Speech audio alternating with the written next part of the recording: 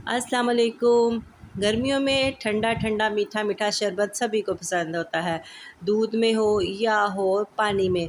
तो दोनों चीज़ों से ही कई लोग जो होते हैं वो फिर बाज़ार के जो केमिकल वाले जो होते हैं ना, वो फिर सेहत के लिए अनहेल्दी होते हैं। बेहतर है आप घर में ही बनाइएगा। यहाँ पर हम ले लेंगे बादाम बादाम और खशखाश का मैं ये शरबत बना रही हूँ। ये ठंडक भी पहुँचाएगा और ताकत भी देगा। यहाँ पर बादाम मैंने 250 ग्राम बादाम लिए और उसको अच्छे से मैंने धोकर साफ़ पानी में डाल के रख दिया था। ये बिल्कुल साफ़ पानी है। ये पानी अगर आपको हल्का सा मैला लगेगा तो ये पानी छिलकों की वजह से है। तो ज़ाहिर-सी बात है उनका कलर भी तो निकलता है थोड़ा बहुत। तो फिर पूरी रात मैंने इनको भिगो के रखा। 100 ग्राम मैंने ये खसखस लिया था। अच्छे से धोने के बाद इसको भी मैंने पूरी रात भिगो के रख दिया, दोनों चीज़ों को। अब सुबह में फिर इसको हम बनाएँगे। दोनों चीज़ें हम इसके अंदर जग में डालकर इसको अच्छे से पेस्ट बना लेंगे। जो पानी का इस्तेमाल करेंगे हम वही पानी लेंगे जिसमें हमने बादाम को भिगोया था। वो पानी ज़ाया नहीं करेंगे हम।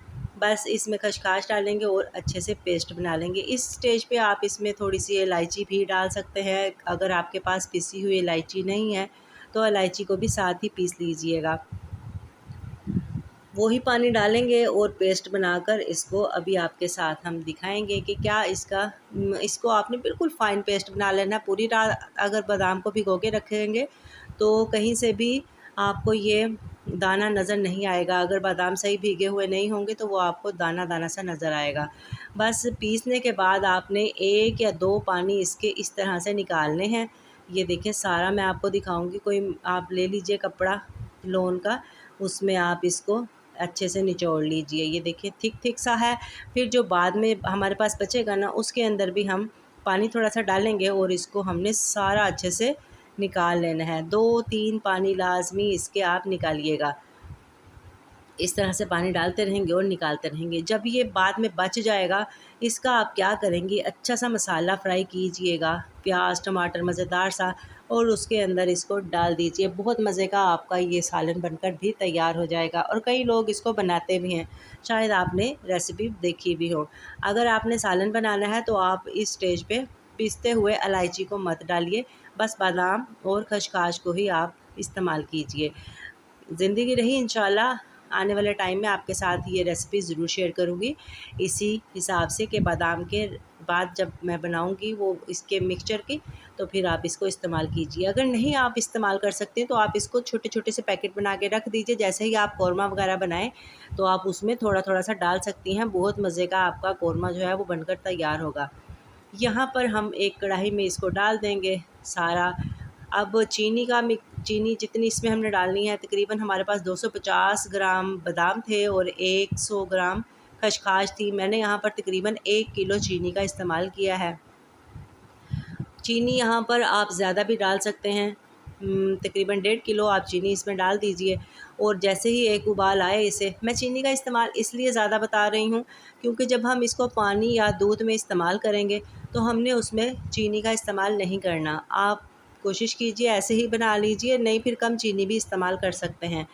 तो बग़ैर चीनी का तो नहीं ना बन सकता ये, चीनी के साथ बनाएंगे तो बहुत परफेक्ट बनेगा। यहाँ पर इतनी देर हमने इसको पकाना है। 1-2 उबाल आने के बाद इसमें आते जाते चम्मच हिलाते रहें और इसको बस फिर देखें आप, जब झाग इसके पीछे हो जाएगी तो समझिए आपका जो बादाम का शरबत है ना वो बनकर तैयार हो गया। फ्रेश चीज़ें बनाएं, अपने घर में ताकत वाली अच्छी चीज़ें बनाएं। एक तो बीमारियों से भी बचेंगे आप और दूसरा अपने हाथ से बनाकर चीज़ जब इस्तेमाल करते हैं ना तो उससे बहुत ज़्यादा हमें खुशी मिलती है। वीडियो को लाइक और चैनल को सब्सक्राइब प्लीज़ ज़रूर कीजिएगा। यहाँ पर मैंने इलायची पाउडर को चीनी के साथ अच्छे से पीस लिया है, वो मैं इसमें डाल दूँगी। तकरीबन 2 खाने के चम्मच मैंने वो लिया था, इलायची ली थी और उसके अंदर मैंने डाल दिए ये थोड़ी-सी चीनी डालकर पीसी हुई, वो इसमें डाल दी। ये जितनी इलायची आप इसमें डालेंगी तकरीबन 50 ग्राम लाज़मी आपने इलायची डालनी है। मुझे पसंद है, मैं इसलिए इसमें ज़्यादा डाल रही हूँ। बहुत मज़े का अरोमा इसका निकल के आता है। जब आप एक गिलास में 1 चम्मच भी डाल लेना, बहुत मज़े की इलायची वाली ठंडी-ठंडी खुशबू आपको आएगी। यहाँ पर हम इसे पकाएंगे इतनी देर कि इसका कलर जो वाइट है थोड़ा-सा चेंज हो जाए। इस तरह से जब इसका कलर हो जाए तो फिर आपने इसको ठंडा होने के लिए छोड़ देना है। हमारा ये शरबत बनकर तैयार है और डाल लीजिए किसी भी बोतल के अंदर। और इसको आप फ्रीज़र में या फ्रिज में रख सकती हैं कुछ अरसे के लिए। गर्मियों में आप इसको दूध में भी डालकर इस्तेमाल कर सकती हैं। बच्चों को स्कूल जाते हुए दूध में डालकर दे दीजिए, ठंडा ठंडा दूध। और जैसे ही स्कूल से आए तो फिर आप पानी में भी इसको डालकर दे सकती हैं। बहुत मज़े का। मैं आपको दोनों चीज़ों में डाल कर दिखाती हूँ। ये पानी में मैंने डाला और अब हम डालेंगे इसको दूध में। दूध में भी 2 ही चम्मच जाएंगे, इससे ज़्यादा नहीं, क्योंकि चीनी की मिकदार हमने इसके अंदर रखी हुई है उतनी के जितनी हमें 1 गिलास के हिसाब से। अगर आपको कम लगे तो आप ज़्यादा भी डाल सकते हैं। दोनों तरीक़ों से आपको ये रेसिपी कैसी लगी हमें ज़रूर बताइएगा, दुआ में याद रखिएगा।